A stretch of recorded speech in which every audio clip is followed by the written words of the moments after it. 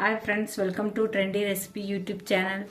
இன்றைக்கி நம்ம சேனலில் காலிஃப்ளவர் குழம்பு எப்படி செய்கிறதுன்னு பார்க்க போகிறோம். வாங்க வீடியோவை பார்க்கலாம். வீடியோவை பார்க்குறதுக்கு முன்னாடி சேனலை சப்ஸ்கிரைப் பண்ணிக்கோங்க. இப்போ அடுப்பில் கடாய் காஞ்சிருச்சுங்க. ஒரு கப் வெங்காயம்,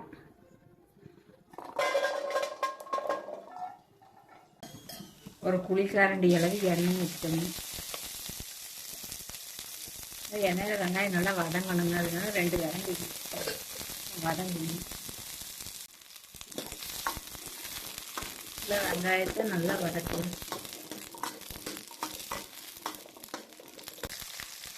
வெங்காயம் வதங்கும்போது முழு பழமாக ஒரு 4 பழம் போடுங்க. முழு பழத்தை போடுங்க.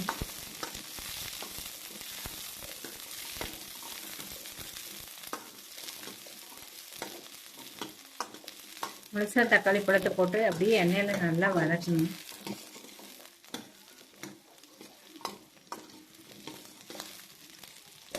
நல்லா தக்காளி வதங்கணுங்க. சேனலை சப்ஸ்கிரைப் பண்ணுங்கள், லைக் பண்ணுங்கள். சப்ஸ்கிரைப் பண்ணிங்கன்னா தான் நாங்கள் போடுற வீடியோவெல்லாம் உங்களுக்கு வருங்க. நாங்கள் போடுற சமையல் எதுவாக இருந்தாலும் உங்களுக்கு வருங்க. வரமிளகா 3 மிளகா போடுங்க.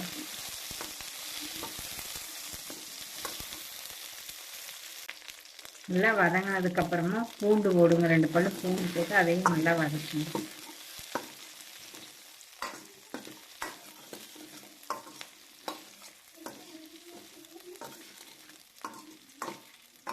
நல்லா வதக்கி விடுங்க.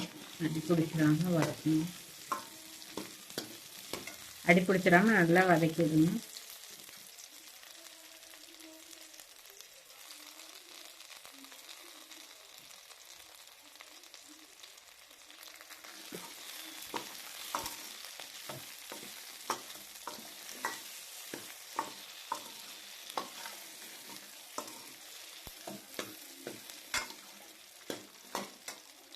கொஞ்சமாக 1/4 டீஸ்பூன் மஞ்சள் தூள்,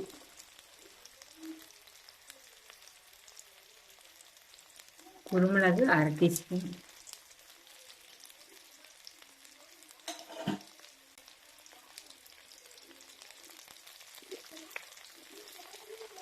சோம்பு 1/4 டீஸ்பூன். நல்லா அதையும் வதக்கணும். பாருங்க, தக்காளியெல்லாம் நல்லா தோல் பாருங்க சுண்டி தோல் தனியாக வந்துருங்க. அந்த மாதிரி நல்லா வதங்கிருச்சு பாருங்க. இந்த மாதிரி வதங்கணுங்க. முழு தக்காளி போட்டு வதக்கிட்டோம்னா நல்லா இருக்குங்க. அந்த சாறு எங்கேயுமே போகாது, அதுக்குள்ளேயே இருக்கும். இப்போ நம்ம அரைச்சி தாளிக்கும் போது நல்லா டேஸ்ட்டாக வருங்க. அந்த ஃப்ளேவர் இதாகாமல் அப்படியே உள்ளேயே இருக்குங்க. பாருங்க, நல்லா தோல் வரணுங்க. இந்த மாதிரி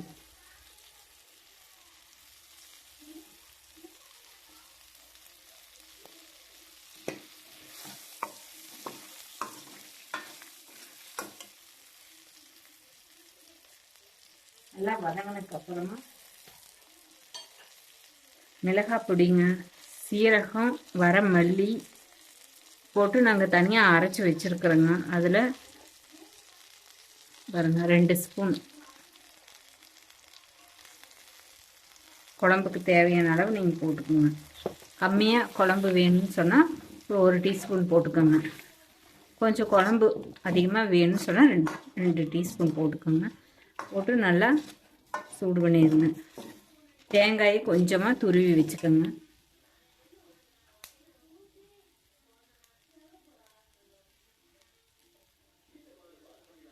தேங்காய் கொஞ்சமாக ஒரு 1/2 கரண்டி அளவு போட்டுக்கோங்க.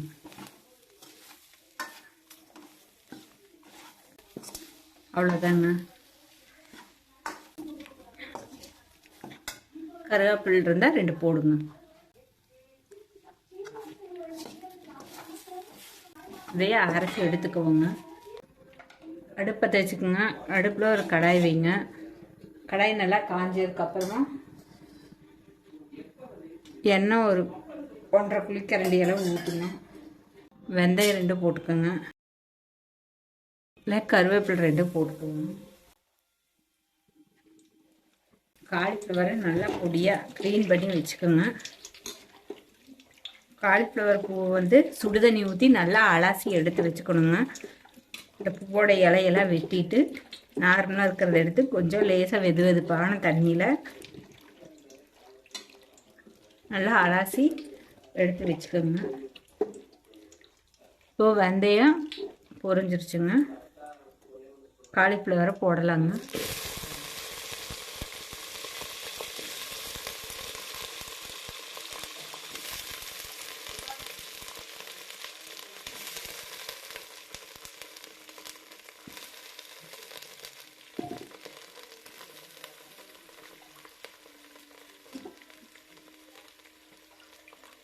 உங்களுக்கு கடுகு தேவைன்னா தாளிக்கிறதுக்கு கடுகு போட்டுக்கலாங்க.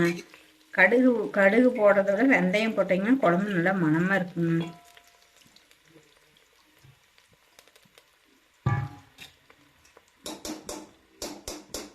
நல்லா வதக்கி விடுங்க.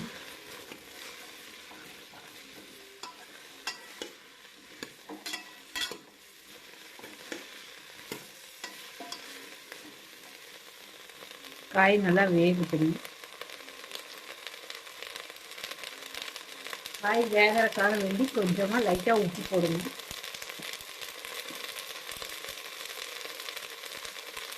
கல்லுப்பு 1 டீஸ்பூன் இருக்குங்க.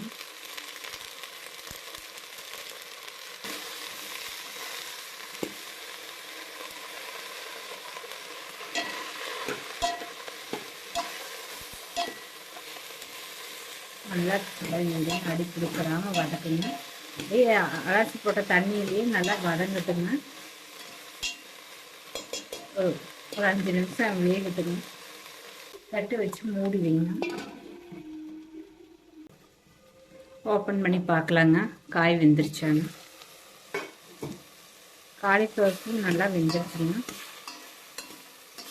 பாருங்க, ஒரு அரைவாசி வேக்கடை ஆயிடுச்சு. இப்போ நம்ம அரைச்சி வச்சிருக்கிற இந்த மிளகு எடுத்து இது கூட மிக்ஸ் பண்ணிக்கலாங்க. வணக்கி வச்சிருக்கிற இதை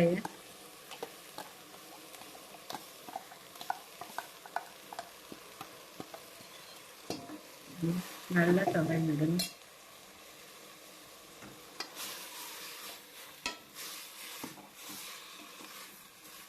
நல்லா எல்லாத்துலேயும் கலக்கிற அளவுக்கு நல்லா துளவி விடுங்க. தேவையான அளவு இப்போ அது கூட தண்ணி கொஞ்சமாக மிக்ஸ் பண்ணிக்கலாங்க.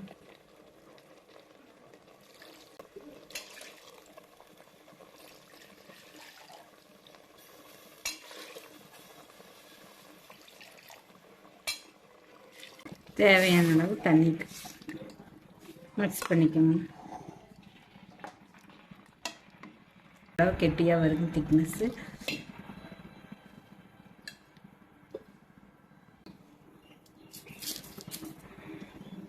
கொஞ்சமாக உப்பு 1/4 டீஸ்பூன் போட்டுக்கோங்க.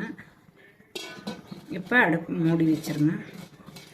காய் நல்லா வேகணுங்க 10 நிமிஷத்துக்கு. இப்போ காலிஃப்ளவர் குழம்பு ரெடி ஆயிடுச்சான்னு ஓப்பன் பண்ணி பார்க்கலாங்க. பாருங்கள், நல்லா சிக்கன் குழம்பு மாதிரி ஆயிருங்க. ரெடி ஆயிடுச்சு பாருங்க. இப்படி இருக்குன்னு பாருங்க. இவ்வளோதாங்க. இப்போ நீங்கள் ஒயிட் ரைஸ்க்கு வெள்ளை சாப்பாட்டுக்கு வச்சு சாப்பிடலாங்க. குழம்பு செம்ம டேஸ்ட்டாக இருக்குங்க. அவ்வளோதாங்க ஃப்ரெண்ட்ஸ்.